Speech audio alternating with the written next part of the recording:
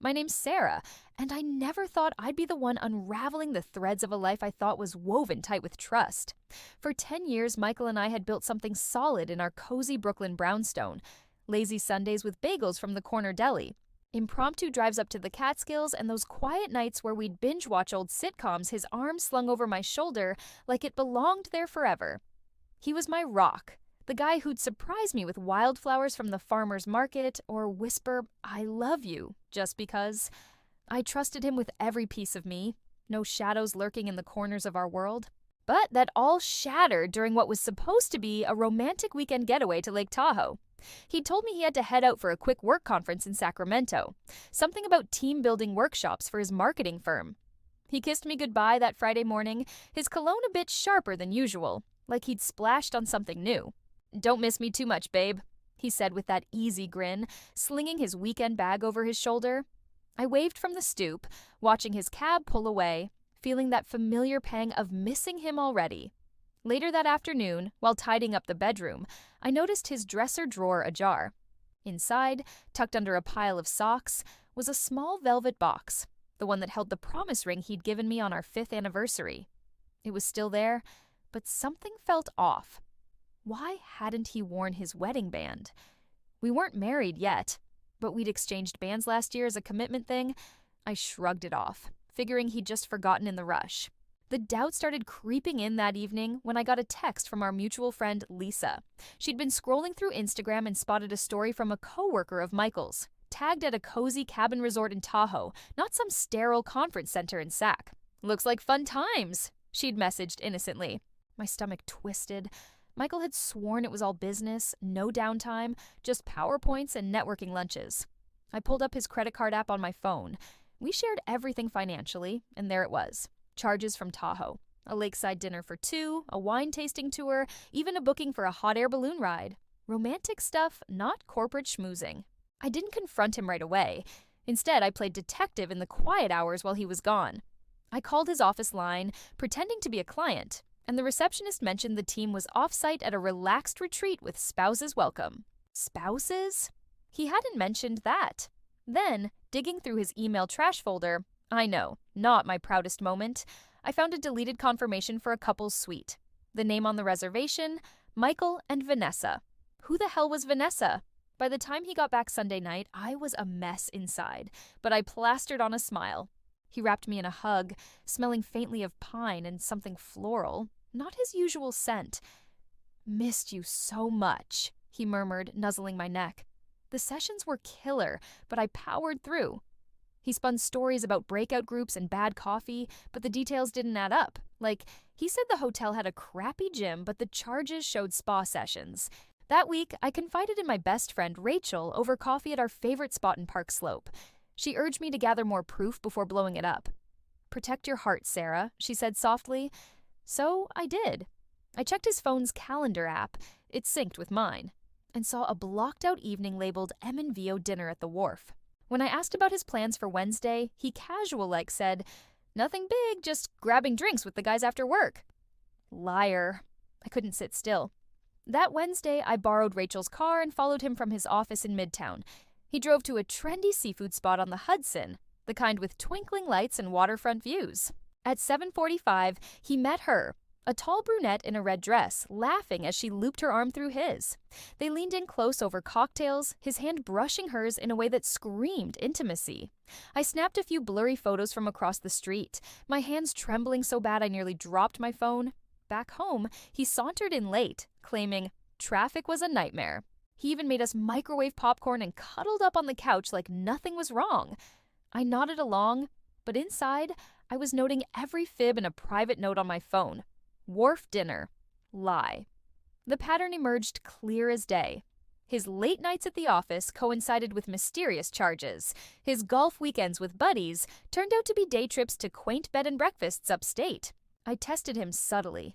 One Saturday, he said he was helping at a charity run in Central Park. I called the organizer. No Michael on the volunteer list. That's when I started protecting myself. I opened a separate bank account, stashed some cash, and even looked at short-term rentals in Queens just in case. Then came the gut punch. He announced a solo fishing trip to the Adirondacks that Friday. "Need some me time, you know," he said. pecking my cheek. I smiled and let him go, but I'd already set up a small nanny cam in the living room, hidden in a plant, nothing fancy. From my sister's place in Jersey, where I'd told him I was visiting, I watched the feed on my laptop. Around 8 p.m., the door opened. In walked Vanessa, carrying takeout from our favorite Thai place. Michael greeted her with a deep kiss, the kind that lingers. They settled on the couch, our couch, with wine, laughing about some inside joke. She ran her fingers through his hair and he pulled her close, whispering something that made her giggle. It wasn't a one-off, it was routine, comfortable. My world cracked wide open. I saved the footage along with the photos, emails, and receipts into a folder labeled Truth. It was time to face it.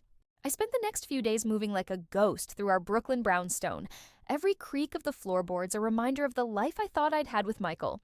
I didn't confront him right away. I needed to be sure my heart could handle the fallout. By Monday, I had reached out to a lawyer friend, Jenna, who worked in family law. Over coffee at a quiet cafe in Dumbo, she looked at me with steady eyes and said, "Sarah, document everything, but don't let this eat you alive. You deserve the truth. And a plan." Her words stuck with me, grounding me as I built my case. I kept up the act at home, cooking pasta dinners and laughing at his dumb work stories, all while my phone held a growing file of evidence. The nanny cam caught more. Vanessa stopping by Tuesday evening with a bottle of Merlot, the two of them swaying to some soft jazz on our speaker.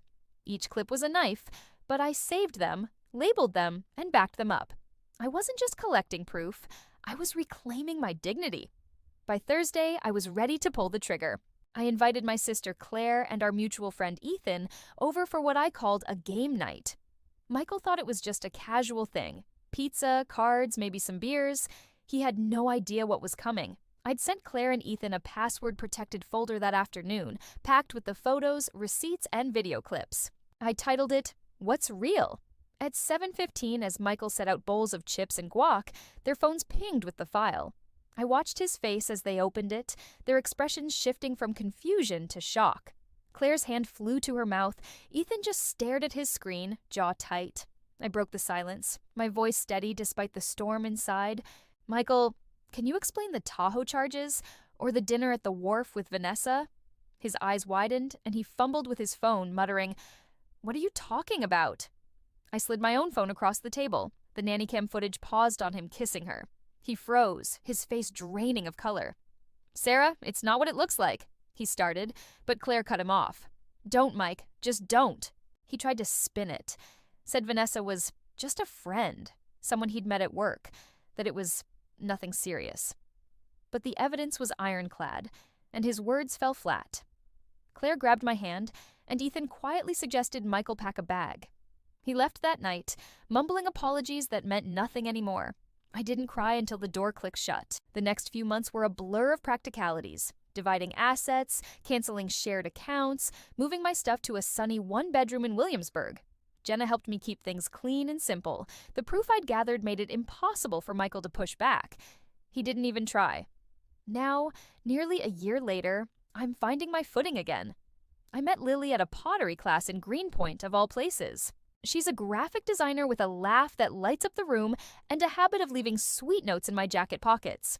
We're taking it slow, coffee dates at hole-in-the-wall spots, long walks along the East River, her hand brushing mine in a way that feels like home. With her, there's no need for secrets. I told her about Michael early on, laid it all bare, and she listened, her eyes soft but never pitying. "You're stronger than you know," she said, and I'm starting to believe her. I heard through Ethan that Michael moved to Chicago, alone. Vanessa didn't stick around, apparently. I don't wish him ill, but I don't care much either. One evening, while unpacking in my new place, I found a photo of us from a Catskills hike, both of us grinning under a golden sky. For a moment, I felt that old ache. Then I tossed it in a drawer, closed it, and turned on some music. That chapter's done. Leaving wasn't about revenge, it was about choosing myself.